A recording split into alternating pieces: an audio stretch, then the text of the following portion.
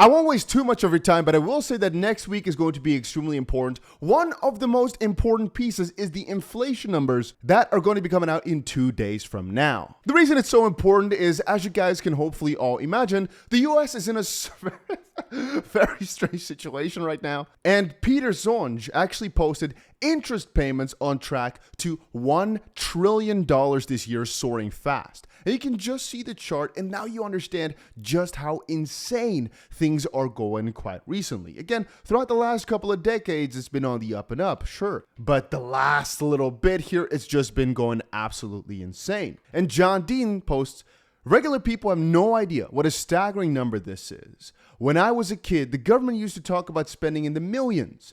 For example, this project will cost $150 million, etc. In my 20s and 30s, spending was discussed in the billions, and this project cost $30 billion, right? Yeah? But soon enough, we're going to be talking about trillions of dollars. Well, John Dean says everything today is discussed in the trillions, all in money printing, total $13 trillion, 5.2 for COVID, 4.5 for quantitative easing, plus $3, no, I guess $3 trillion for infrastructure. To place in the trillions number in perspective for people, how many years does 1 trillion seconds make? 31.7 thousand years. So if you were earning, right, $1 a second, it'd take you 31.7 thousand years to get to a trillion. If you stacked $100, totaling $1 trillion on top of each other, the stack would be 631 miles high.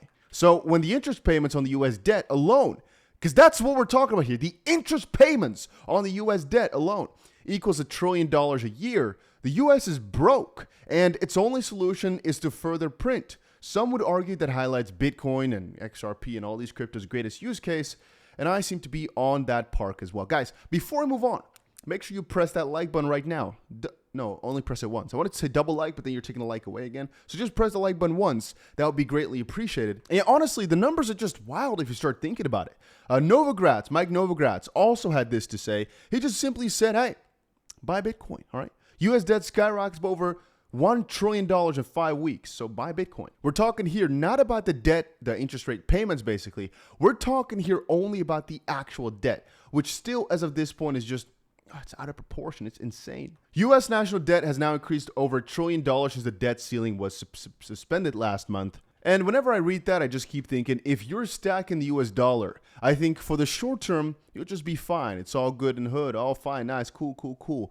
But soon enough, really, all these cryptocurrencies are going to way outperform. And that's not all. It's also a matter of, if you're only holding the US dollar, it's just not safe enough, I think, right? Some people say, okay, diversify into gold, diversify this, that. I think purely crypto is fine enough for me, right? For my risk profile, because it's just going to have the most certainty, I think, of staying quote unquote stable with a slight upwards trajectory over the next century, if you guys get my drift, right? A century is way much to project upon because, I mean, look at how much entire technology wave has changed in just the last decade, but money's been around for a little while. Gold's been around for a little while. I think newer currencies that are owned by the people and work for the people that make things better, faster, more efficient, etc., will also be around for a while. Just the underlying tech might change as we go further in the next couple of decades. But yeah, this is one of the more reasons why I'm buying into crypto so heavily, guys. I just wanted to quickly get that out there. Now, you should always be wary of which exact cryptos to buy, though, because here are a lot of altcoins, and you should just look this up for yourself, but here are a lot of altcoins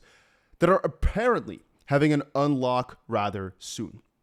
And the thing is, an unlock, what it basically defines is that the crypto itself, more of it is going to be released upon to the market, all right? So let's say we take, for example, Aptos here, all right? You guys all know Aptos.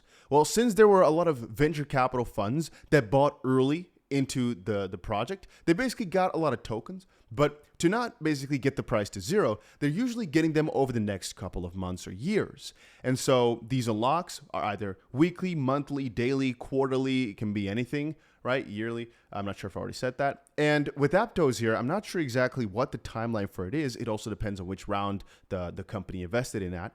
But apparently, in 2 days from now, there's going to be $32 million or 2.16% of the entire market that is going to be released upon to the market again. And that's always something I am bearish of, and I think everybody is.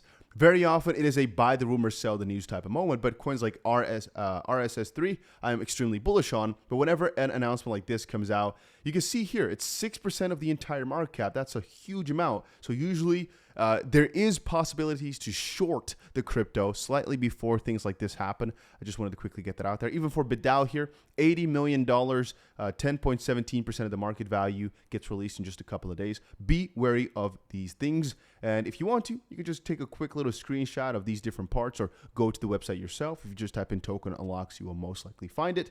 But just scroll through here and see if you hold any one of these cryptos, and then be prepared that things might drop on the short term. A little bit earlier, I covered this article, right? Once we're in the sane regulatory environment, I 100% agree, Brad and Ripple implemented the cryptographic escrow and had started publishing XRP reports every quarter, identifying XRP sales. The SEC, however, used all of this transparency against Garlinghouse and Ripple. Interestingly, Hinman was asked if he and the SEC had found how much ETH Joseph Lubin, Vitalik Buterin, Consensus, and Ethereum owned at the time of the speech, and he testified that they did find out during their due diligence when evaluating ETH, but could not remember the numbers or percentages regarding token ownership, which basically puts out every single crypto project's in kind of the same hill or on the same type of situation, but Ripple just decided to be a lot more transparent about it, and right now they're being hurt for it. And that really makes me think. Here is another article.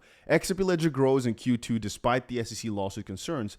At the end of the day, guys, and I keep reminding you of this, the XRP Ledger and XRP keep growing every single day.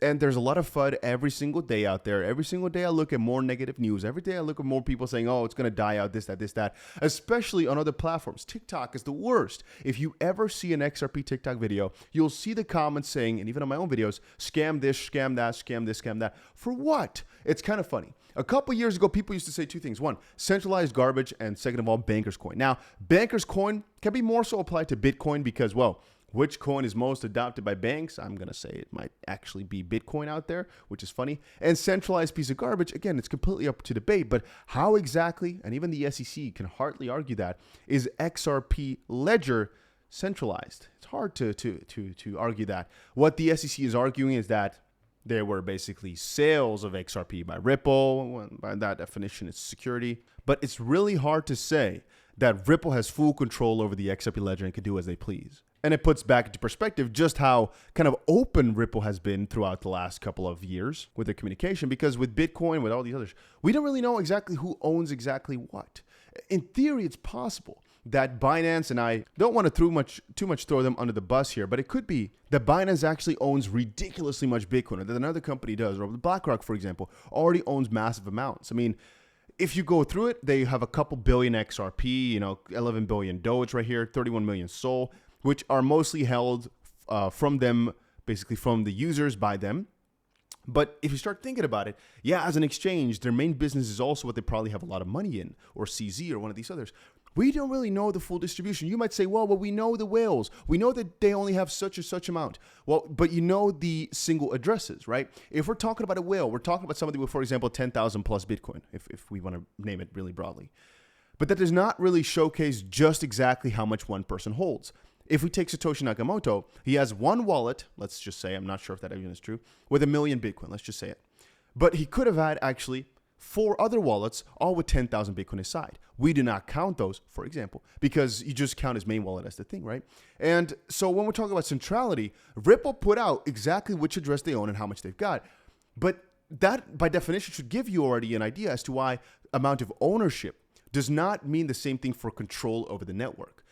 In theory, this could work differently for a proof of stake type of coin, where if we've got delegated proof of stake, just proof of stake is a concept, you sometimes have power over major decisions just by the amount of money that you've got, which can become pretty centralized pretty quickly based on token ownership. But for a proof of work, I guess at the end of the day, all you need is just more money. And with Ripple's system, I call it Ripple, even though it's the XRP Ledger, I'm just saying here against the allegation, it's easier to call it Ripple's system because that's the allegation that they're putting up, that Ripple is the one doing it and the one deciding. Yeah, there's not really anybody that can step up and take over everything. It's nearly impossible because of the way in which it was built. And the same thing applies to Ripple themselves. They can't really make decisions on their own. I'm not going to lie. I'm going to always be open and honest. They have a lot of influence because they've got this unique note list, and they've basically got a list of trusted sources that help with validating. And in theory, they can bring a lot of influence into decision making. I'm not going to lie. But that's, I'd say, a similar situation as an Elon Musk or whatever, or a politician perhaps, could have on one or more Bitcoin mining companies. In theory, they could cartel together and screw up Bitcoin. It's just a fun thing I sometimes think about. Anyway, so that is just an interesting part about whales, right? You never really know exactly how much one person holds. And I'm seeing here whales are massively buying crypto. Yeah, I mean, because the banks are bullish on it. So what else can you do, right? I think I've got it open somewhere here in my likes. Let me just quickly take a look. You can see it right here. Standard Chartered Bank now forecasting $120,000 per Bitcoin by next year, or by this year even. If you just start thinking about it, it just makes sense that these whales are buying because they know what's happening in the background. BlackRock ETF stirs US Bitcoin buying as research says get off zero. Bitcoin is a must-own as the world's only true scarce asset, analysis argues, as US BTC accumulation takes a leg up. Yeah, because again, it's quite logical. We've got an interesting quote here. This is why it's crucial for people to get off zero. Saying Bitcoin is digital gold, it's like saying a locomotive is an iron horse. They always like to urge just buy some, and that's also my philosophy here. If you're not fully into crypto, that's fine, but at least buy some. Once you understand the freedom, once you understand the process, then decide for yourself if you should have more or not. Little side note, just a cool piece of news. Apparently, $250 million have actually already flown out of Voyager Digital after resuming withdrawals, and it says they've got about 176 million worth of crypto assets left right now with a clean asset ratio of 96.15%, which is pretty good. And you can read a little bit more about the plan to pay people back here, but the fact that a lot of money is flowing out already is good for the people because people get the money back to become more liquid, which is nice. And the fact that crypto is not dumping massively, even though this money is coming back out, is again positive plus. And I'll put on a sideline here. I don't want to spend too much time on this, but just realize what Ripple is doing over in Hong Kong. And in my previous video, I described to you guys just how bullish Hong Kong is for crypto. There's no coincidence that Ripple went there and tried to get the freaking Hong Kong dollar and everything from the ground up to work with it all, basically, because they're pretty clear on regulation and Hong Kong wants to take up all the freaking money. They're not stupid. All right. I keep reminding you guys of that. The US is being stupid. You can say anything as you want, but you cannot convince me that the US is doing a smart thing by boycotting crypto the way they are. They're not getting enough tax from it. They're not getting rules clear. They're not getting enough jobs. I mean, there's no benefit here for them doing that. You might say, well, it's to harbor the US dollar. But by their policy, I think they're only estranging, if that's the right word, their own nation's people more. Because the more they push against crypto, but on the sidelines they say just how much of a threat it is, but they're not making proper rules for it, the more the people are kind of going to go into like a rebellious state where they think, okay, so the government is trying to purposely be vague about this, but they are saying it's a big threat to our system. I might want to check it out. And at the same time, BlackRock and all the others are getting into it. It's like saying one thing but doing the other. I don't think it's good in any way, shape, or form, but hey. Guys, if you've not done it yet, make sure you put that notification bell on, because what if something crazy happens tomorrow in the Ripple case, or the SEC sues somebody tomorrow, or anything happens? You want to be notified as soon as possible, which is what I always say. And yeah, that's about it. That's very important that you do that, though, and see you guys later.